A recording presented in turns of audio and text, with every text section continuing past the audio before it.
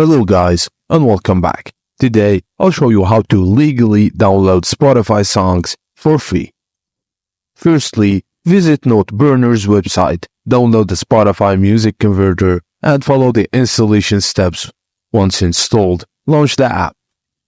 Choose the Spotify app option for downloading songs. Copy and paste the link of your playlist from Spotify, or drag and drop it directly into Noteburner.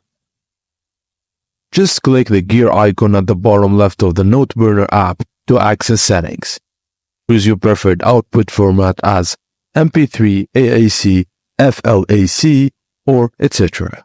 Just set the output quality and output path to specify where the files will be saved. Click Convert to start downloading. The selected songs will be saved to your computer once the conversion is complete.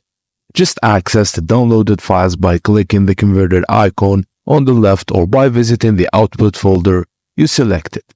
Just note that the free version of Noteburner only converts the first minute of each song. To convert full tracks, consider purchasing the full version. And that's it guys, as simple as that. Thank you for watching, and please don't forget to like and subscribe for more.